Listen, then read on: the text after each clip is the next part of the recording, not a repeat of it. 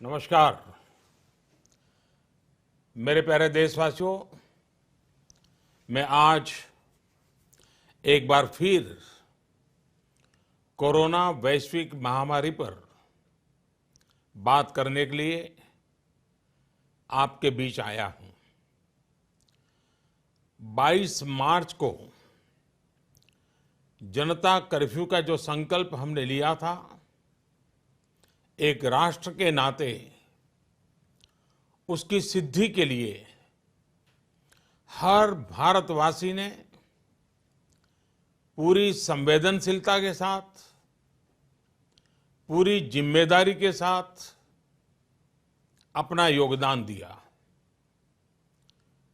बच्चे, बुजुर्ग, छोटे, बड़े, गरीब, मध्यम, हर वर्ग के लोग, हर कोई परीक्षा की इस घड़ी में साथ आया। जनता कर्फ्यू को हर भारतवासी ने सफल बनाया। एक दिन के जनता कर्फ्यू से भारत ने दिखा दिया कि जब देश पर संकट आता है, जब मानवता पर संकट आता है, तो किस प्रकार से हम सभी भारतीय मिलकर के एकजुट होकर उसका मुकाबला करते हैं। आप सभी जनता कर्फ्यू के लिए, उसकी सफलता के लिए प्रशंसा के पात्र हैं। साथियों, आप कोरोना वैश्विक महामारी, उस पर पूरी दुनिया की स्थिति को समाचारों के माध्यम से सुन भी रहे हैं और देख भी रहे हैं। आप ये भी देख रहे हैं कि दुनिया के समर्थ से समर्थ देशों को भी कैसे इस महामारी ने बिल्कुल बेबस कर दिया है। ऐसा नहीं है कि ये देश प्रयास नहीं कर रहे हैं या उनके पास संसाधनों की कमी है, लेकिन कोरोना वायरस इतनी तेजी से फैल रहा है कि तमाम तैयारियां और प्रयासों के बावजूद इन देशों में चुनौती बढ़ती ही जा रही है।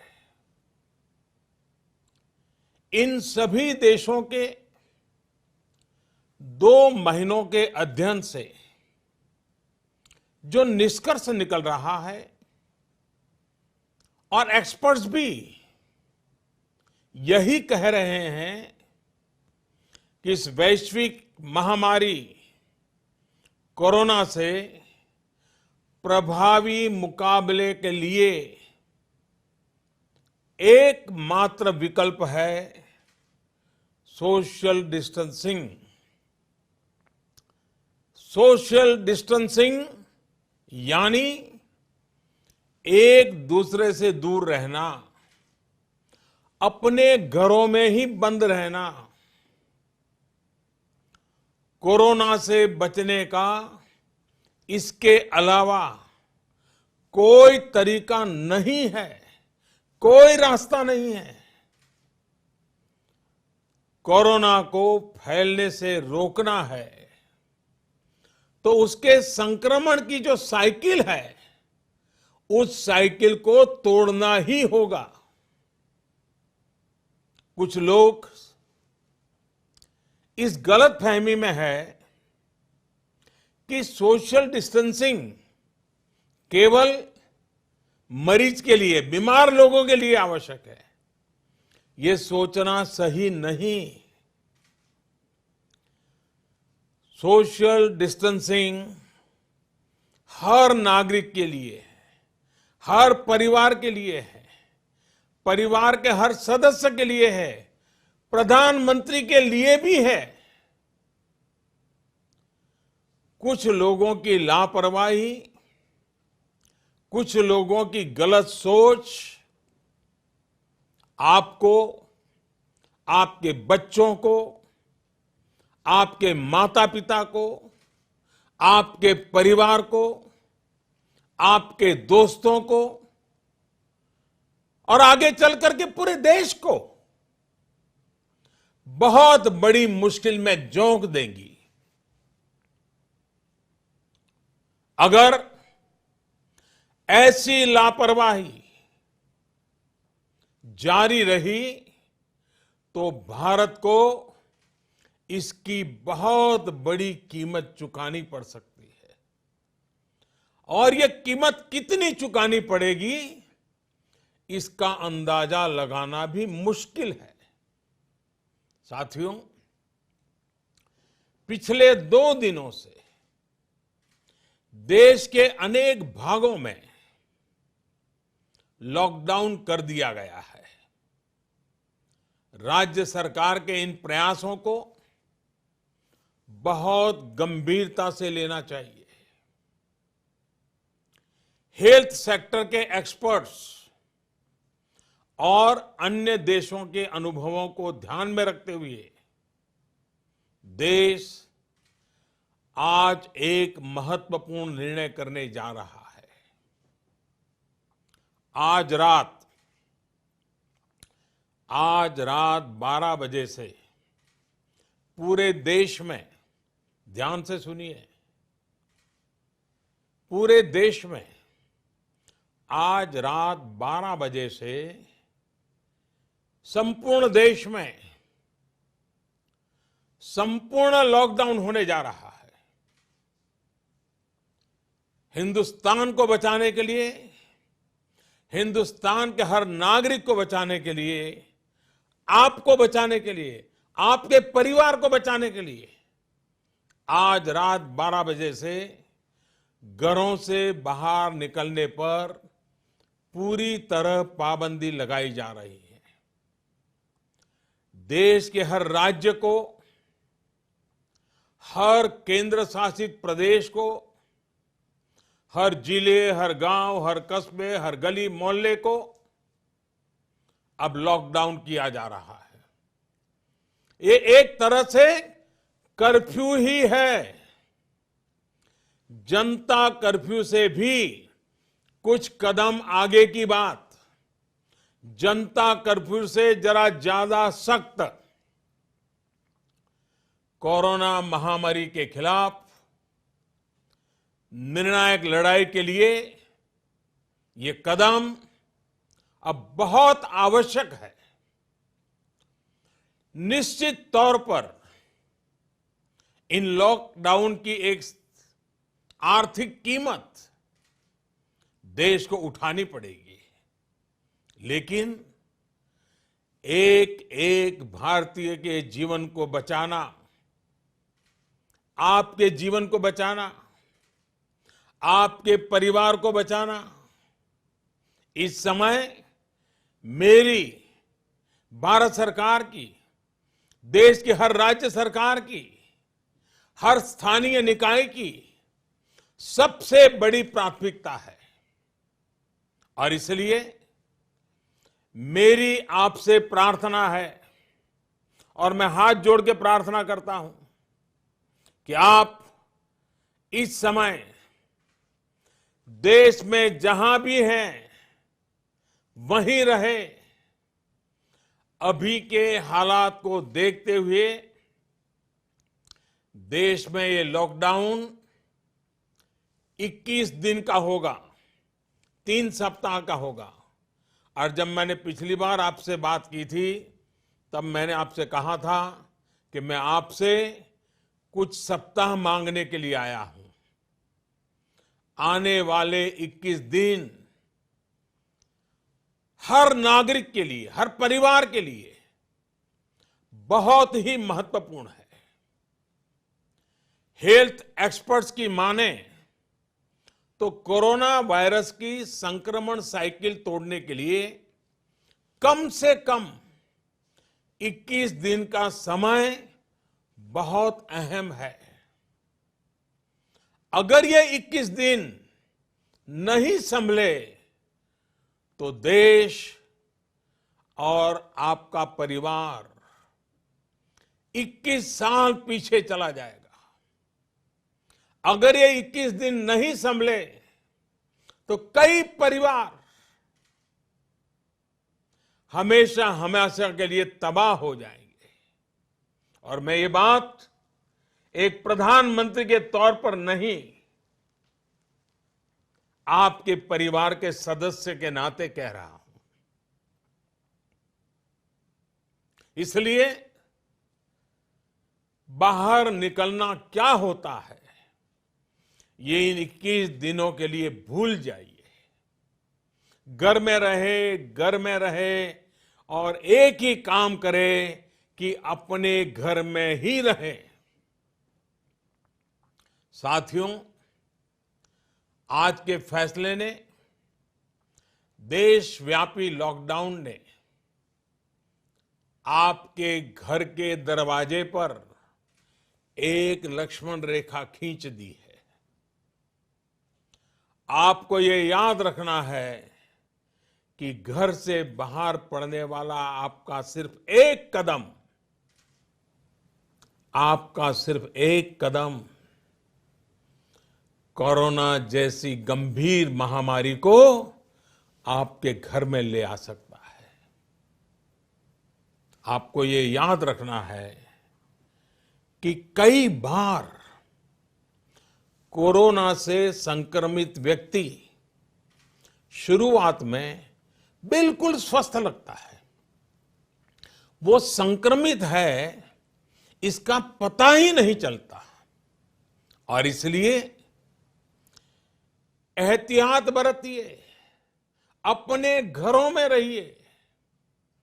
वैसे जो लोग घर में हैं, वो सोशल मीडिया पर नए नए तरीकों से, बहुत इनोवेटिव तरीके से इस बात को बता रहे हैं। एक बैनर जो मुझे भी पसंद आया, मैं आपको भी ये बहुत कम शब्दों में संदेश दिखाना चाहता हूं। कोरोना यानी कोई रोड पर ना निकलने। कोरोना यानी कोई रोड पर ना निकले। साथियों, एक्सपर्ट का ये भी कहना है कि आज अगर किसी व्यक्ति में कोरोना वायरस पहुंचता है तो उसके शरीर में इसके लक्षण दिखने में कई कई दिन लग जाते हैं। इस दौरान वो जाने अनजाने हर उस व्यक्ति को संक्रमित कर देता है जो उसके संपर्क में आता है। वर्ल्ड हेल्थ ऑर्गेनाइजेशन की रिपोर्ट बताती है कि इस महामारी से संक्रमित एक व्यक्ति, सुनिए, एक व्यक्ति सिर्फ हफ्ते 10 दिन में सैकड़ों लोगों तक इस बीमारी को पहुंचा सकता है। यानी ये आग की तरह तेजी से फैलता है। वर्ल्ड हेल्थ ऑर्गेनाइजेशन का ही एक और आंकड़ा बहुत महत्वपूर्ण है। साथियों, दुनिया में कोरोना वायरस से संक्रमित व्यक्तियों की संख्या को पहले 1 लाख तक पहुंचने में 67 दिन लग गए थे। यानी 1 लाख तक पहुंचने में 67 दिन। उसके बाद सिर्फ 11 दिन में ही 1 लाख नए लोग संक्रमित हो गए, यानी 2 लाख हो गए। सोचिए, पहले 1 लाख लोग संक्रमित होने में 67 दिन लगे और फिर इसे 2 लाख लोगों तक पहुंचने में सिर्फ 11 दिन लगे।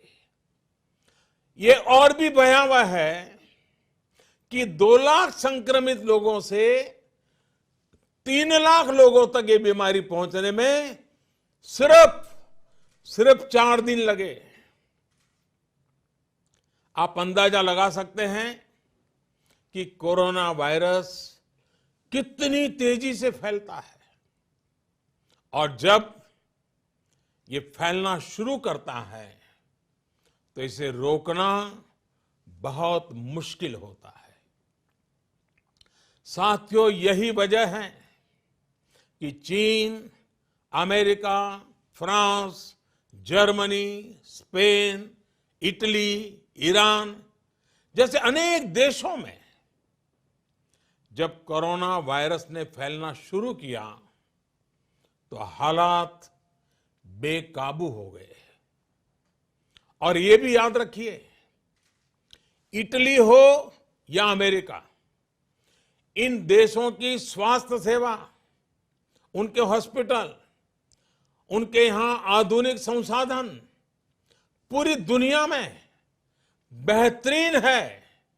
उनकी व्यवस्थाएं बेहतरीन मानी जाती हैं। बावजूद इसके ये देश कोरोना का प्रभाव कम नहीं कर पाए। सवाल ये कि इस स्थिति में उम्मीद की किरण कहां है? उपाय क्या है? विकल्प क्या है? साथियों, कोरोना से निपटने के लिए उम्मीद की किरण उन देशों से मिले अनुभव है जो कोरोना को कुछ हद तक नियंत्रित कर पाए। हफ्तों तक इन देशों के नागरिक घरों से बाहर नहीं निकले। इन देशों के नागरिकों ने 100% सरकारी निर्देशों का पालन किया और इसलिए ये कुछ देश अब इस महामारी से बाहर आने की ओर बढ़ रहे हैं। हमें भी ये मानकर चलना चाहिए कि हमारे सामने सिर्फ और सिर्फ यही एक मार्ग है, एषः पंथः। हमें घर से बाहर नहीं निकलना है, चाहे जो हो जाए घर में ही रहना है। सोशल डिस्टेंसिंग प्रधानमंत्री से लेकर के गांव के छोटे से नागरिक तक सबके लिए कोरोना से तभी बचा जा सकता है जब घर की लक्ष्मण रेखा न लांघी जाए। हमें इस महामारी के वायरस का संक्रमण रोकना है, इसके फैलने की चेन को तोड़ना है। साथियों, भारत आज उस स्टेज पर है जहां हमारे आज के एक्शन तय करेंगे कि इस बड़ी आपदा के प्रभाव को हम कितना कम कर सकते हैं। ये समय हमारे संकल्प को बार बार मजबूत करने का है। ये समय कदम कदम पर संयम बरतने का है। आपको याद रखना है, जान है तो जहान है। साथियों, ये धैर्य और अनुशासन की घड़ी है।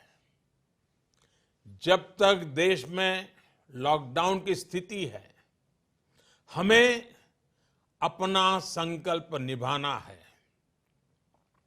अपना वचन निभाना है। मेरी आपसे हाथ जोड़ करके प्रार्थना है कि घरों में रहते हुए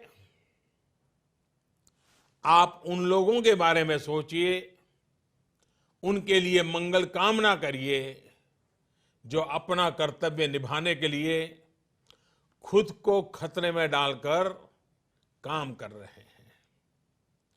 उन डॉक्टर्स, उन नर्सेस, पैरामेडिकल स्टाफ, पैथोलॉजिस्ट, उनके बारे में सोचिए जो इस महामारी से एक एक जीवन को बचाने के लिए दिन रात अस्पताल में काम कर रहे हैं।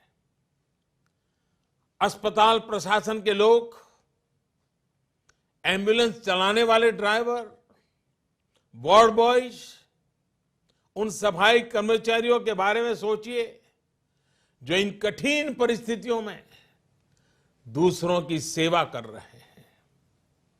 आप उन लोगों के लिए प्रार्थना करिए जो आपकी सोसाइटी, आपके मोहल्लों, आपकी सड़कों, सार्वजनिक स्थानों को सैनिटाइज करने के काम में जुटे हैं, जिसमें और जिसके कारण इस वायरस का नामो निशान न रहे।